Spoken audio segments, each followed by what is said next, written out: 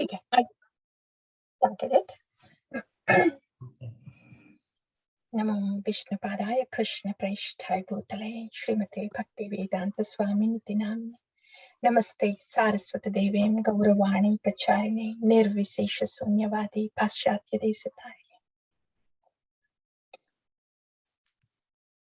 Narayanam Namaskrityam Naram Chaiva Narottamam Devim Saraswati Vyasam Tato Jayam Uthirayet Nashtaprayeshu Abhadreshu Nityam Bhagavata Sevya Bhagavatir Uttamasloki Bhaktir Bhavati Naishtiki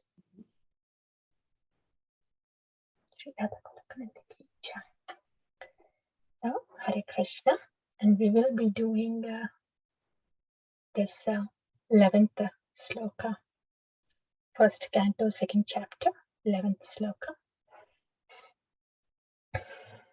Om Namo Bhagavate Vasudevaya. Om Namo Bhagavate Vasudevaya. Om Namo Bhagavate Vasudevaya.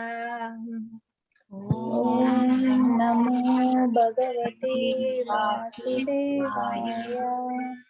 Om Namo Bhagavate Vasudevaya. Om Namo Bhagavate Vasudevaya. I'm going to recite the sloka. Vadanti tattvavidas tattvam yajnanamadvayam brahmeti paramatmeti bhagavan iti shabhyate. I'll break it and you may please repeat after me. After that, the volunteers can do it. Vadanti tattvavidas Vadanti tattvavidas tattvam yajnanamadvayam tattvam yajnanamadvayam brahmeti paramatmeti brahmeti paramatmeti bhagavan iti shabdyate. Bhagavan iti shabdyate. Yes, please. Volunteers. Hare Krishna. Go ahead, Mataji. Thank you, Mataji. Vadanti tattvavidas Vadanti tattvavidas tattvam yajnanamadvayam tattvam yajnanamadvayam brahmeti paramatmeti Brahmeti paramatmeti Bhagavan iti shabdyate. Bhagavan iti shabdyate. Thank you, Mataji. Thank you. Hare Krishna, Mataji, I can. Please go. Vadanti tattvavidas Vadanti tattvavidas tattvam yajnanam advayam tattvam yajnanamadvayam brahmeti paramatmeti brahmeti paramatmeti bhagavan iti shabdayet. Bhagavan iti iti shabdyate. shabdyate. One last volunteer. I can try, Mataji. Yes, Prabhu. Vadanti tattva vidas Vadanti tattvavidas tattvam jnanam advayam tattvam yajnanamadvayam yajnanamadvayam brahmeti paramameti brahmeti paramatmeti bhagavan iti shabdyate. Bhagavan iti iti shabdyate. shabdyate. That's nice, Prabhu. Thank you. Okay. Now, word to word and translation, please. Hare Krishna. Vadanti, they say, tat, that, tattvavida, the learned souls, tattvam, the absolute truth, yat, which, Jnanam, knowledge. Advayam, non-dual. Brahma iti, known as Brahman. Paramatma iti, known as Paramatma. Bhagavan iti, known as Bhagavan. Shabdyate, it's so sounded. Thank you, Mataji. Thank you. Translation. Learned transcendentalists who know the absolute truth call this non-dual substance Brahman, Paramatma, or Bhagwan. Right. Thank you. Yeah. Let's do this. Sloka. Vadanti tat tattvavidas. Vadanti is to say. It is heard. It is said. What? Tattvavidas. Vida is to know. Tattva is the mechanics, basically. The mechanics. See, in Vedanta Sutra, the 4 subject matters. If you recall, the first subject matter is the mechanics of the absolute truth, the metaphysical science of the absolute truth, right? So tattva is that understanding, the scientific understanding of the absolute truth is tattva. So the knower, vida is to know. So the knower of the scientific understanding of the absolute truth, that is tattva vidas. So it is said by this knower of the scientific understanding of the absolute truth, tattvam yat jnanam advayam. They say that this tattvam, this absolute truth, yat jnanam advayam. Jnanam is knowledge. So this absolute truth should be understood as advayam, non-dual. It means these knowers of the absolute truth are saying that this absolute truth is only one. And that one absolute truth can be perceived, or it is shabdyate. It is said to be either brahmeti, the Brahman, which is impersonal, absolute consciousness that is pervading everywhere. Paramatmeti, though the consciousnesses are pervading everywhere, this absolute truth has the capacity to localize, and that aspect is called Paramatma. Bhagavan, the same absolute truth, not only has the capacity to localize as Paramatma, but has the capacity to reciprocate with its parts and parcels. That is Bhagavan. Iti Shabdyate. So this is what absolute truth means. It has these 3 components. It can be spread everywhere as Antaryami, consciousness, all pervading. And it can also be simultaneously be localized as a personification, as Paramatma. And at the same time, it can not only be localized, but has the capacity to reciprocate with its parts and parcels. That is Bhagavan. This is the full understanding of Tattvam. And this is what is said by Tattvavidas, the knower of the absolute truth.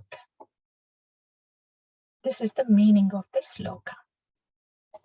So these scientists who know the metaphysical science of this absolute truth are saying that the absolute truth is just one substance, and it can be perceived as present everywhere as Brahman, and can also be simultaneously perceived as present in a localized form as Paramatma in every living entity. And at the same time, this absolute truth is present as Bhagavan in its 4th dimension, transcendental realm, where the Supreme Person is reciprocating with all its parts and parcels. Though this absolute truth is simultaneously present in all these three aspects, it is still the same thing. One, Advayam, non-dual. There is no second thing. This is all one absolute substance. And to give the example, a practical example, say if we have this ladder, which is like three-folded. Imagine a ladder with three-folded with three steps. So in the first fold, we see only one step. But if we pull the ladder a little more, the foldable ladders that we have. If we pull the ladder a little more, you can see the second step also. Then you can take two steps. So if the first step is just perceiving the consciousness that is present everywhere, that is first step. But you pull the ladder, you'll have the access to the second step, where the consciousness is present everywhere, right? But it is also present as a personal form, as Paramatma in everyone. That is the second step. You pull it even more, the full ladder, which is threefold one, you will see the third step. And when you step on to the third one, you'll realize the third aspect, where this transcendental substance has the ability to reciprocate with its individual parts and parcels. That third step, where reciprocation is possible, is Bhagavan. So this is all one ladder only, one absolute truth only. But it has three steps where three states of the absolute truth are accessible. Brahman, Paramatma, and Bhagavan. So when we say, are all the same? Yes, it's all the same ladder, three-step ladder. But depending upon one's realization, one can get only to one step. They cannot pull out the second or third step. The others may be able to pull out the second step and realize, okay, this is Paramatma. They are Ashtanga yogis. And the bhaktas, they can pull until the third step. They say, yeah, of course, Bhagavan is there in the hearts as Paramatma, but he can also reciprocate with us as Bhagavan in the spiritual realm. That is third step. So those are bhaktas that can pull the whole ladder and realize all these three steps are bhaktas. And those who can realize only until second step are Ashtanga yogis, who can perceive the Paramatma. And those who can just realize that, okay, it is supreme consciousness everywhere. All of us are the same. I am merging, I am into the supreme consciousness, so I am also God. You are also God. It's just the consciousness everywhere, like that.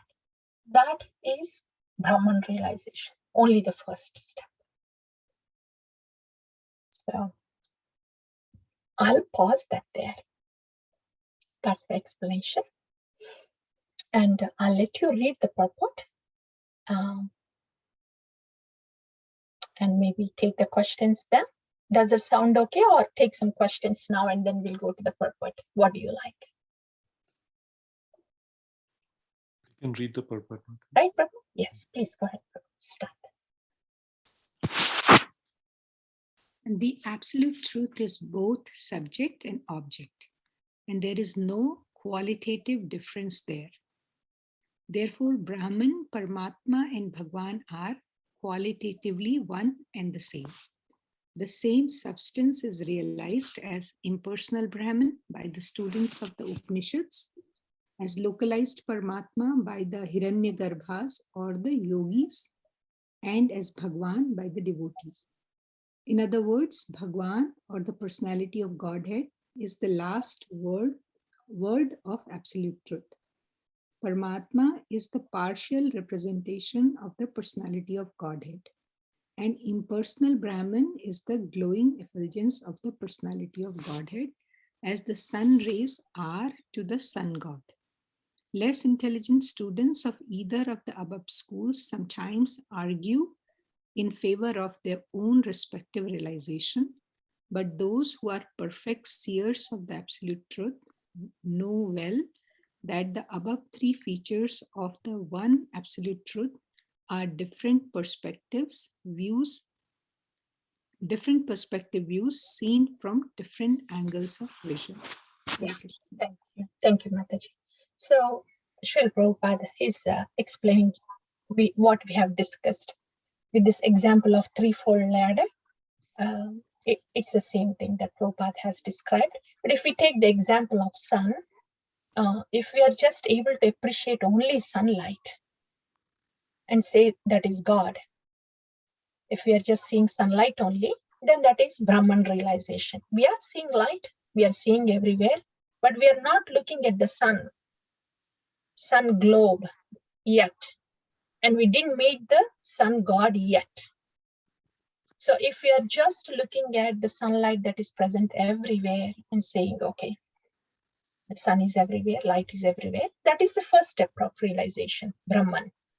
But if somebody looks up and then say, of course, sunlight is everywhere, but look at that. Sun globe is also present. Look at that round disk. Sun is also present there. So that's the second step of realization. Where sun globe, a localized object you can see. In the same way, when somebody is able to perceive localized Paramatma, that is the second step. Third step is, okay, sunlight is present everywhere, sun globe is present, but also sun God is present within the sun globe. That is the third step of realization, where we're actually meeting with the sun God and reciprocating with him. Like that, if we are able to reciprocate with the Bhagavan, then that is Bhagavan realization, or the devotees. They are at that third stage of realization. So all these three things are simultaneously present. Like the sun, God is present, and he is appearing as a disk, and sunlight is present everywhere. All three things are simultaneously present. But some can realize only a part of it, and some can realize the whole picture. That's the first paragraph. And the second one, please go ahead. As it is explained in the first sloka of the first chapter of Bhagavatam, the supreme truth is self-sufficient, cognizant, and free from the illusion of relativity. In the relative world, the knower is different from the know, but in the absolute truth, both the knower and the known are one and the same thing. In the relative world, the knower is the living spirit or superior energy, whereas the known is inert matter or inferior energy. Therefore, there is a duality of inferior and superior energy, whereas in the absolute realm, both the knower and the known are of the same superior energy. There are three kinds of energies of the supreme energetic. There is no difference between the energy and energetic, but there is a difference of quality of energies. The absolute realm and the living entity are of the same superior energy, but the material lord is inferior energy. The living being in contact with the inferior energy is illusioned, thinking he belongs to the inferior energy. Therefore, there is a sense of relativity in the material world. In the absolute, there is no such sense of difference between the knower and the known, and therefore everything there is absolute. Thank you, Prabhu. So here we already discussed this in the past. Bhagavan has internal energy, marginal energy, and external energy. External energy is Maya. And we are marginal energies. Jiva Tattva, all the jivas are marginal energies. So we are located in between the external energy Maya and the internal energy, which is Antarangika Shakti of Bhagavan. So all these three are energies of Bhagavan. The Maya Shakti, which is external or Bahirangik energy. The Jiva Shakti, which is Tatastha energy, or Antarangika Shakti, which is internal energy. These are all three energies of Bhagavan. And we are in Tatastha. We are Tatastha Shakti. in marginal energy. If we give this example, say if we are sitting in a train, and say if the train is moving, and we look outside from the window, all the trees or the places, they seem to be moving, right? Because the train is moving. And so in actuality, they are not moving, but it can appear that they are moving, like that. If we are looking at Maya, then we feel illusion, in the sense we can be tricked if we look at the energy of Maya. But if we look at the energy of Krishna, bhakti, or if we are engaged in bhakti, then we are not tricked. We will be in reality. So what can we do so we cannot be tricked? The only option we have is, Srila Prabhupada says, if we are not in bhakti, you are in Maya. So if we are not engaged in bhakti, by default, we are being tricked. We are in the modes. So what can we do that we are not in the modes? We should be in the devotion. Otherwise, we will be in the modes. That is our position, Jiva Shakti, because we are in the border. We are in between the modes on one hand and the devotion on the other hand. So if we are not engaged in the devotion, we are automatically pulled to the modes. So that's the second paragraph. Yeah. So the context of this sloka is, remember, this is the Shaunaka was answering the question of what is the supreme occupation. Then as an answer, the bhakti came out as an answer to the devotional service is the supreme occupation. And that occupation that cannot attract the message of personality of Godhead, Vishwakshena Kadasuya, like yesterday's sloka, right? So in that context, when glories of bhakti are mentioned, then bhakti is for the absolute truth. So this is what absolute truth means. That's what Shaunaka is saying. That is how this context comes. Bhakti is reciprocation with the absolute truth. And this is what absolute truth means. Absolute truth can be in these three levels and can be perceived in these three levels. That's the context. Yeah. So I'll pause here to see if you have any reflections or questions.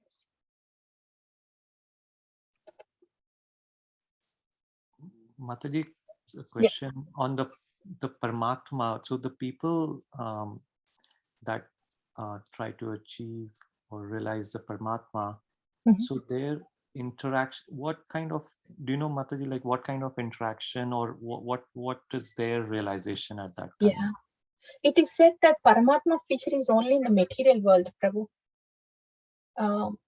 So this Paramatma is, if God has to be present in this material world with us, then that is Paramatma. So in that, the realization is they are beyond modes, okay? And they are fixed in the feature of Paramatma. And more of a Shantarasa. They're just undisturbed by anything else and fixed with the Paramatma aspect. But no active reciprocation that goes on until they live in this body. For example, Kardama Muni, the husband of Devahuti, he was in Paramatma realization. So when these yogis, Ashtanga yogis, when they do this yoga, they will be able to detach themselves from anything and everything external. Their mind doesn't go anywhere. They can fix in that, their mind can go in samadhi with the Paramatma present in the heart. And that's it. It just stays fixed there. It's like more like a static fixation. You see? Undisturbed so by... like in a prayer mode? Yeah, in a very, in a receptive prayer mode, Yes, that is Shantarasa. In a very peaceful, receptive mode of Paramatma. That's it. With no active reciprocation. That is why it is called Shantarasa. What happened to them when they leave the body, Mata? Sorry. They go to Vaikuntha. Because Paramatma is four-handed form. They are in Shantarasa, right? So if they still carry the desire of just being in the Shantarasa only, then in the Paramatma realization also, there is effulgence of Paramatma. If they are wanting to be only in the effulgence of Paramatma, they'll stay in Brahman. If they're wanting to appreciate the Paramatma, then Sashti, Salokya, Sarupya, Samipya, the other stages are there.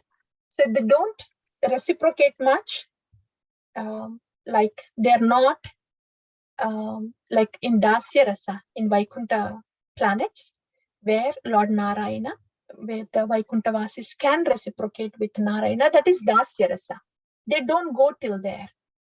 If their desire is Dasya Rasa, then they do. But if it is simply Shanta Rasa only, they will be Vaikuntha Vasis, but there will not be interaction. So they will still appreciate the absolute truth having a form, but there's no active reciprocation.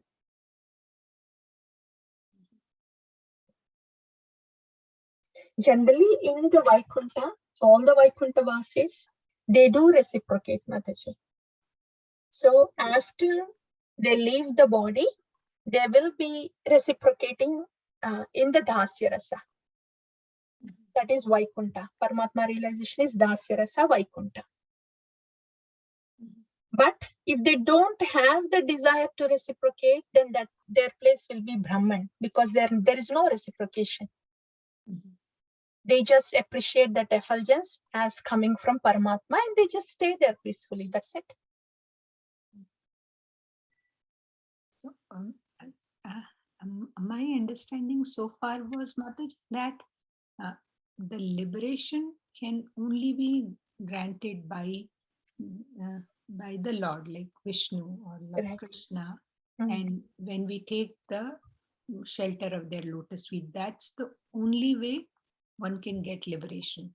So they are also getting liberated because they are accepting the form of the Lord, although it is just localized. Is that correct? Yes, yeah. Okay. Yes, Mataji. Yeah. Liberation can be attained by having the lotus feet as their object of meditation, and the effulgence coming out of the lotus feet as the object of meditation. You see, at that time, it will be just Salokya, Samipya, Sarupya, Sarshti, Sayujya Mukti.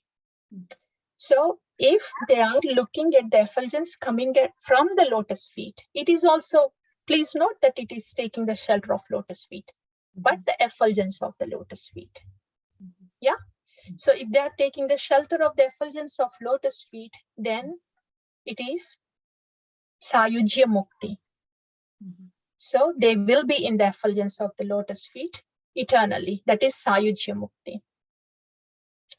But if they are taking shelter of the lotus feet to reciprocate with the lotus feet, then the rasas will start. In what way do they want to reciprocate with the lotus feet? Is it in the Dasya Bhava? Then they go to Vaikuntha and they reciprocate in the Dasya Bhava. Is it in the Sakya Bhava that they want to reciprocate with the lotus feet?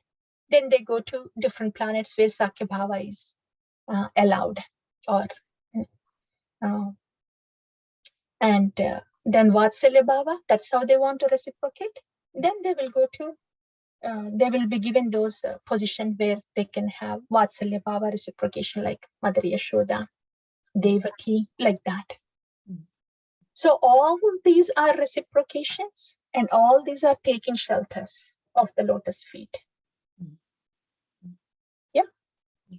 And although when we say that the Gyanis, they are also going out of this material world, going into the effulgence, but they are not completely liberated because they can come down.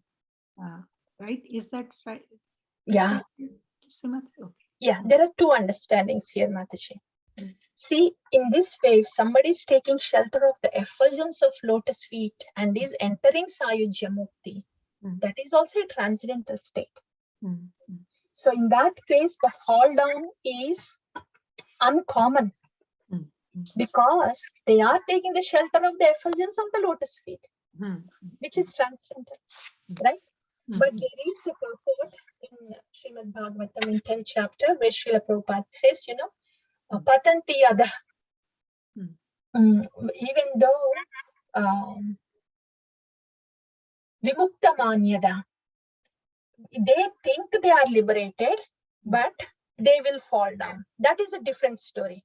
That is not taking shelter of the effulgence of lotus feet. That is doing this,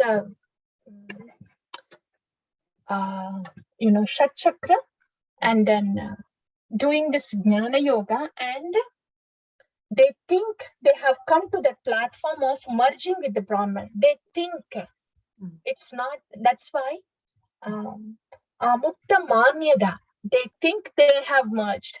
In actuality, they did not take shelter of the effulgence of the lotus feet. But they have put efforts to cross over the modes, and they think they have crossed over the modes.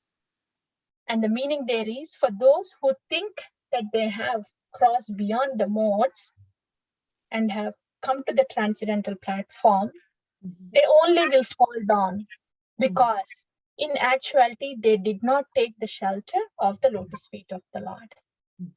Those are Mayavadis, where they just with the help of knowledge and mechanical process, they try to still the mind so it is not affected by the modes. By stilling the mind, they think they have transcended themselves, but that will not last longer because they have not taken the shelter of the Supreme Personality of Godhead. They will fall down. It means they will come back to the modes because they cannot still the mind for a long time. Yeah? Yes, Mataji. Okay. Yes. Thank you. See, the four Kumaras, they are all Brahmavadis. If somebody in Sayujya Mukti, knowing that there is a Lord, personal Lord, but are in the effulgence of the Lord and did not realize the taste of reciprocation with the Lord. In this case, they have acknowledged that the Lord has a form, just that they did not reciprocate with the form yet. And they're just in the effulgence, like the four Kumaras. Okay. And they thought that that was the best Ananda, maximum Ananda, because they haven't tasted the reciprocation yet. But when the same yogis, the Brahmanandis, when they get in touch with the pure devotees and their service to the Lord, like these four Kumaras when they went to Vaikuntha and smell the aroma of the Tulsi Devi, that is getting in touch with the service of a pure devotee. Then they experience something higher than Brahmananda. Then they realized, okay, we thought Brahmananda is the most superior realization and maximum happiness. We knew that Narayana was there, the form was there, but we thought this effulgence would give us the maximum satisfaction. But here we are smelling the aroma of the Tulsi Devi, we are feeling something more blissful than what we have felt before in Brahmananda. That's what the four Kumaras thought. So like that, Brahmanandis, they know that there is Lord's form, but there is no interaction yet with them. And that's why they are still stuck to the effulgence of the Lord. But once there is an interaction, then they will be able to realize that the Bhagavan feature, reciprocation with him, is more blissful than just being in the effulgence. Thank you so much. Yes, thank you. Thank you, Mataji, Yes. purport, in the purport, the third line says, the same substance is realized as impersonal Brahman by the students of the Upanishads. Are those like Mayavadis, Mataji, as you said before? They can be Brahmavadis. Upanishads, Vedanta Sutras, they also touch this aspect of how to be a Brahmavadi, how to attain Saicha Mukti, like that. Okay. Then who are Hiranyagarbhas, Mataji? Hiranyagarbhas, they can be, here in this context, we can take them as Ashtanga yogis. Okay. Yeah, because in the very beginning of the creation, from the Karnodakasai Vishnu comes the Garbhodakasai Vishnu. From him, the Shirodakasai Vishnu. That the very beginning stage is called Hiranyagarbha, which is equivalent to Shirodakasai Vishnu, and who is realized by the Paramatma, by the yogis, Ashtanga yogis. So we can take that as Ashtanga yogis. Okay, Mataji. Right? Yeah. Thank you, Mataji. Thank you. And I just want to mention yesterday's continuation point.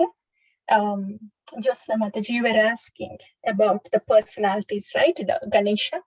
So Ganadipati is a post, like Brahma is a post, Indra is a post, Ganadipati is also a post. So that post, whoever is qualified to sit in that post is empowered by Vishwakshena, expansion of the Lord. You see? Yeah. Like that. So the person, when Lord Shiva and Parvati, when they expand further to come into this material world, whoever is qualified to be Ganadipati will be that soul for that period of time and will be empowered by the Vishwaksena expansion of the Lord. So Mataji, we say Lord Ganesha is the son of Lord Shiva and Parvati Mata. Right. So then who is he? Who is the son of Lord Shiva and Mata Parvati? Who is he? Oh, yeah. So when we go to the transcendental realm, it's only Sadashiva and Mother Parvati there.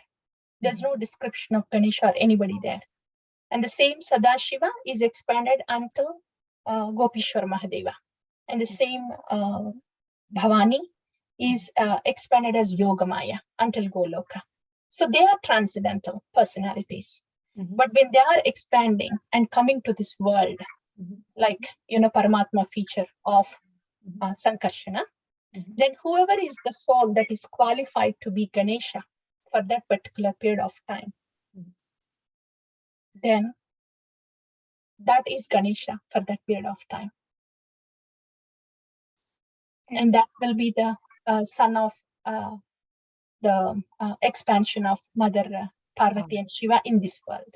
Oh, okay.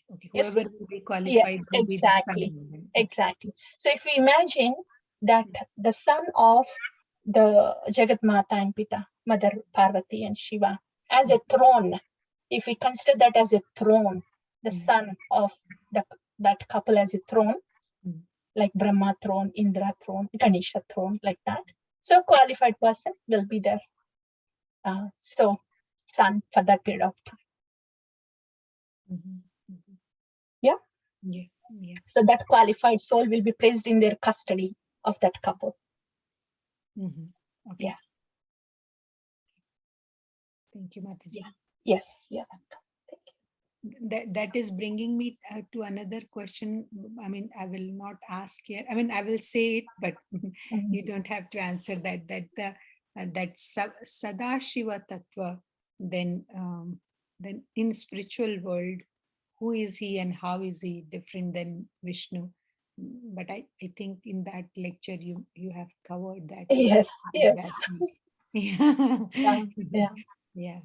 I hope to find that one, Mataji. With the slideshows, I've presented everything starting from Gopishwar Mahadeva in the topmost spiritual realm to the Rudras who are in charge of the distraction. Yeah. Mm. There is no big difference there. Mm.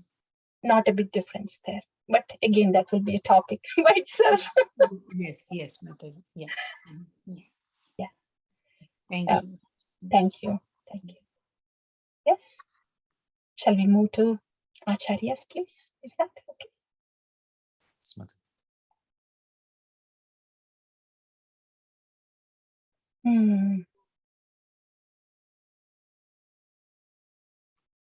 Hare Krishna. Madam Priya Mataji, would you like to do it together? You know this bhajan, right? Or maybe one after the other, Mataji, so it will be easy for us to follow. If you want to take turns, one verse after. Mataji, if you want to do that, comfortable doing, please go ahead. You know this bhajan, right? Padma Priya Mataji, please go ahead. It's just all of us. You can do this. Please go ahead. Thank you, Mataji. Yeah. Shall I start, Mataji? Yes, please do. Hare Krishna. Radha Krishna Prana Mora Jugala Kishore Radha Krishna Prana Mora Yugala Kishore जीवने मरणे गति हारु नाही मो Jivane Marane Gati Harunai Ho Radha Krishna प्राण मोरा Jugal Kishore Radha Krishna Prana Mora Yugala Kishore. Translation. Yeah. The divine couple, Sri Sri Radha and Krishna, are my life and soul. In life or death, I have no other refuge but them.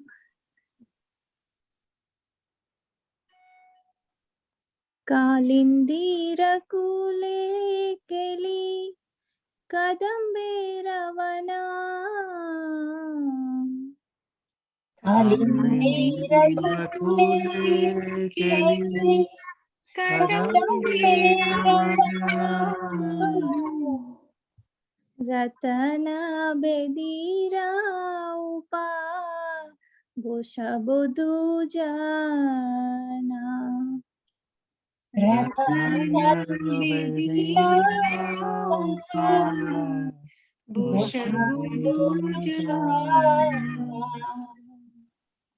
In a forest of small Kadamba trees on the bank of the Yamuna, I will seat the divine couple on a throne made of brilliant jewels. Shama gauri ange dibo chandani raganda Shamangari Ange Dibo Chandani Raganda Chamara dulabo kabe heri mukha chandra Chamara Dulabo Kabe Hirimukha Chandra. I will anoint their dark and fair forms with sandalwood paste scented with chuya, and I will fan them with the charmer whisk. Oh, when will I behold their moon-like faces? Gatiya mala tirmala dibo dohar gale Gatiya Malati Mala Dibodohar Gale Adare tuliya dibo karpura tambule Adhare Divo Karpuratamule. After stringing together garlands of malati flowers, I will place them around their necks, and I will offer tambula scented with camphor to their lotus mouths. Shri Krishna Chaitanya Prabhu Daseranudas Shri Sri Krishna Chaitanya Prabhu Dasiranudaasa Seva Bhilasha Kore Narotamadas Seva Vilasha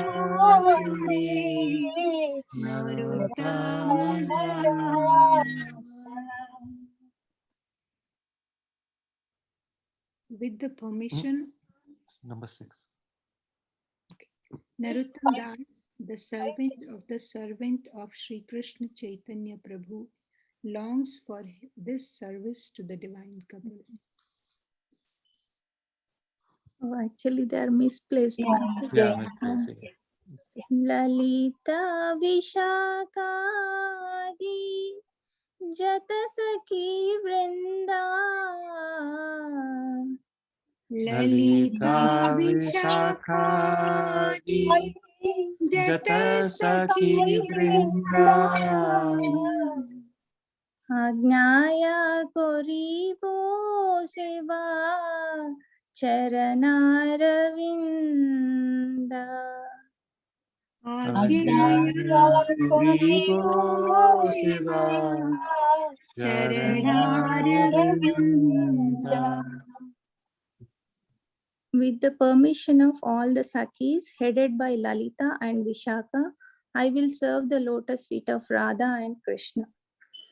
Radha Krishna Pranamura Jugala Kishore Radha Krishna Prana Mura Yugala Kishore जीवने मरने गति हार नाही मोह Jivani Marani Gati Arunai Thank you, Mataji. The divine couple of Sri Sri Radha and Krishna are my life and soul. In life or death, I have no other refuge but them. Yeah, this is Ardha Pravritti. Srila Bhakti Siddhanta Saraswati Thakur has said, our process is Ardha Pravritti, not just Anartha Nivritti. It may take time if we speak on that, but I'll just pause there. And what it means is, if we are hankering for the positive service of the lordships, imbibing the mood of the acharyas, whatever anarthas that we have, they will naturally fall away apart. Do not worry about them. So our focus, our energy, and our time is how to cultivate that positive mood and service to the lordships. We don't have to invest our time, focus our energy in how to get rid of the negative things. As we engage things positively in service, the negative things will go away. So our focus is on Artha Pravritti, Krishna Prema, then Anartha Nivritti. Getting rid of all unwanted things will automatically happen. Yes. Shri Narottam Das Thakur Mahasaya ki jai. Shri Shri Radha Shyam Sundar ki jai. Srimad Bhagavatam ki jai. Srila Prabhupada ki jai. Samaveda Bhakta Vrinda ki jai. Hare Krishna. Hare Krishna. Hare Krishna.